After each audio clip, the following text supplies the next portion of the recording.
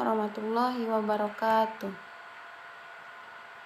Perkenalkan, nama saya Ranita Pranika, mahasiswa Pasca Sarjana UIN Raden Intan Lampung. Di sini kita akan bersama-sama membahas atau belajar tentang dimensi ekonomi dalam kehidupan Nabi Nuh alaihissalam.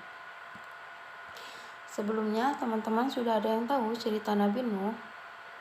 Oke, kita akan bahas sedikit tentang Nabi Nuh alaihissalam. Nabi Nuh adalah nabi ketiga sesudah Adam dan Idris. Beliau merupakan keturunan ke-9 dari Nabi Adam. Ayahnya adalah Lamak bin Mutawaslah bin Idris. Nabi Nuh menerima wahyu kenabian dari Allah di masa Patrah, yaitu masa kekosongan di antara dua nabi, di mana biasanya manusia secara berangsur-angsur melupakan ajaran agama yang dibawa oleh nabi yang meninggalkan mereka dan kembali syirik serta meninggalkan amal kebajikan, melakukan kemungkaran dan kemaksiatan.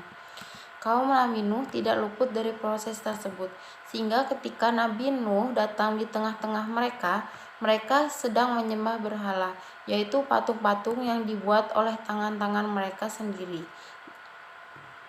Lalu disembahnya sebagai Tuhan yang dapat membawa kebaikan dan manfaat serta menolak segala kesengsaraan dan kemalangan menurut mereka. Berhala-berhala yang dipertuhankan merupakan kepercayaan mereka mempunyai kekuatan gaib. Berhala-berhala tersebut diberikan nama-nama seperti orang soleh yang menurut mereka atau kehendak mereka. Nabi Nuh berdakwah pada kaumnya yang tersesat tersebut, mengajak mereka meninggalkan syirik dan kembali kepada tauhid menyembah Allah.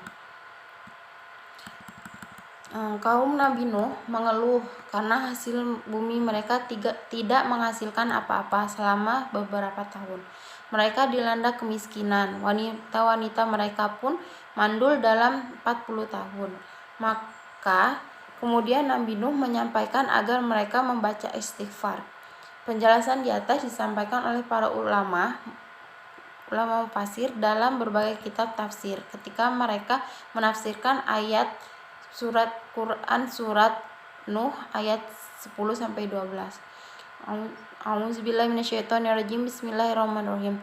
Faqul tustaghfiru rabbakum innahu kana ghafaran yarsili sama alaikum madraran wa yumdidkum bi amwali wa banini wa yaj'al lakum jannati wa yaj'al lakum anhar. Artinya, lalu aku berkata kepada mereka, mohonlah ampun kepada Tuhanmu, sesungguhnya Dia Maha Pengampun. Jika kamu memohon ampun, niscaya Dia akan menurunkan hujan yang lebat dari langit kepadamu, memperbanyak harta dan anak-anakmu, serta menggandakan kebun-kebun dan sungai-sungai untukmu. Tafsir As'ad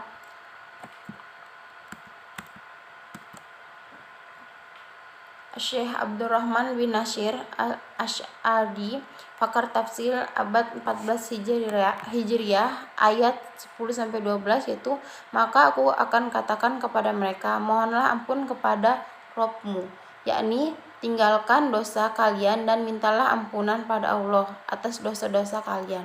Sungguhnya Dia adalah Maha Pengampun dan banyak ampunannya bagi orang yang bertaubat dan meminta ampun. Selanjutnya hadis tentang Nabi Nuh, yaitu hadis riwayat Bukhari.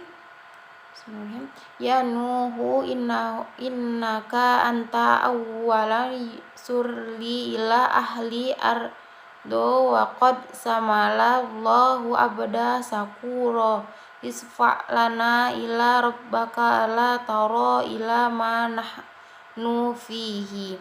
Artinya, wahai Nuh, engkau adalah rasul pertama yang diutus oleh penduduk dan Allah telah menamakanmu hamba yang bersyukur.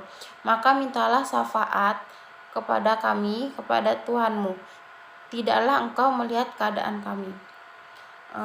Tafsir tersebut yaitu Ibnu Hajar berkata dalam Fathul Bari, yaitu ungkapan hadis ini bahwa Nuh adalah Rasul pertama cukup membingungkan mengingat Adam alaihissalam adalah nabi juga diberikan syafaat pada anak-anaknya mengikuti syariat tersebut. Berarti Adam alaihissalam adalah Rasul pertama. Bisa jadi yang dimaksud oleh orang-orang di pada mahsyar tersebut adalah bahwa Nuh alaihissalam merupakan Rasul pertama yang diutus kepada penduduk bumi karena di masa Adam alaihissalam belum ada manusia selain Adam dan keluarganya.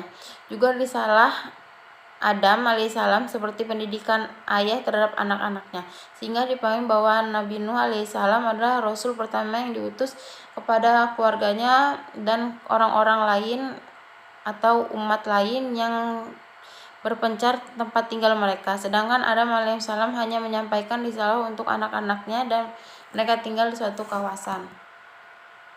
Selanjutnya yaitu teori resesi dalam ekonomi konvensional dan syariah.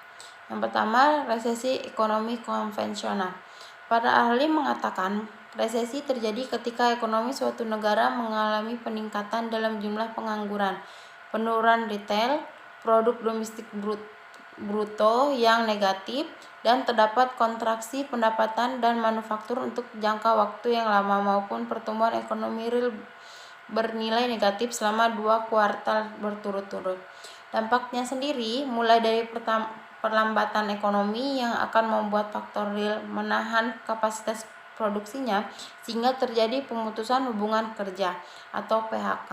Kinerja instrumen investasi yang akan mengalami penurunan hingga investor cenderung menempatkan dananya dalam bentuk investasi yang aman sehingga melemahnya daya beli masyarakat karena mereka cenderung lebih selektif menggunakan uangnya dengan fokus pemenuhan kebutuhan pokok terlebih dahulu.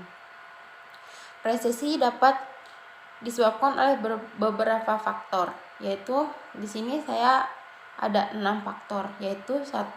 Guncangan ekonomi yang muncul tiba-tiba, biasanya karena peristiwa besar tak terduga mengakibatkan gangguan ekonomi luas, mulai dari bencana alam atau teroris. Pandemi COVID-19 merupakan penyebab utama terjadinya resesi tahun 2020 di berbagai negara. Yang kedua yaitu utang yang berlebih. Semakin tinggi utang yang mengakibatkan kebangkrutan karena tidak dapat memenuhi pembayaran. Yang ketiga yaitu gelembung aset, pengaruh dari datangnya para investor ke dalam negeri. Yang keempat yaitu inflasi terlalu tinggi akibat pemerintah tidak mampu menstabilkan inflasi.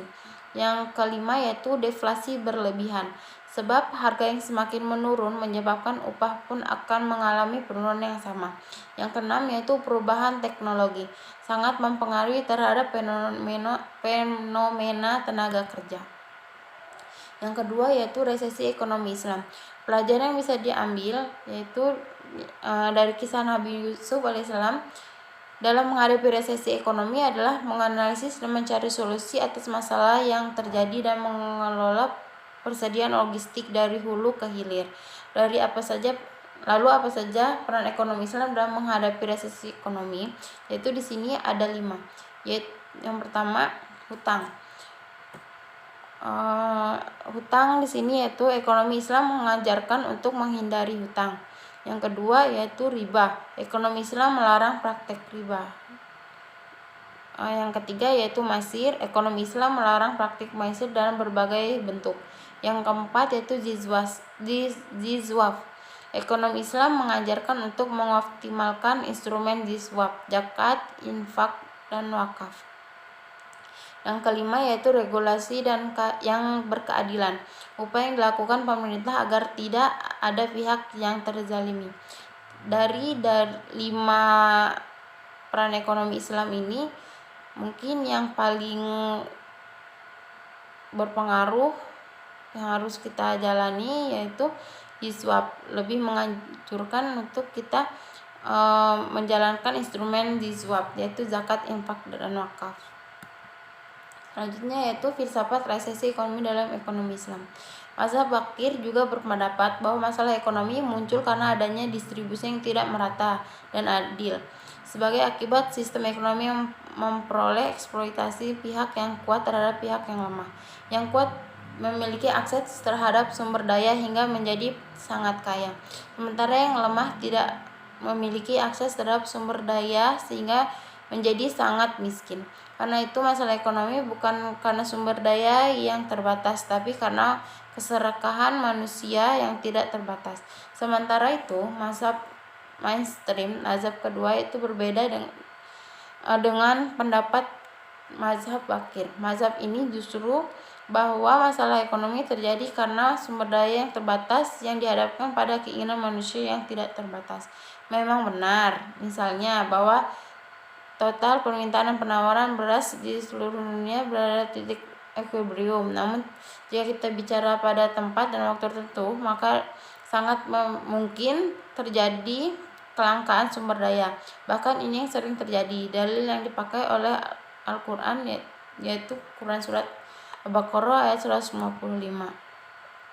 Jadi di sini kita dapat simpulkan bahwa dalam Quran surat Nuh ayat 10 sampai 15 di mana kaumnya mengalami kesulitan dalam ekonomi.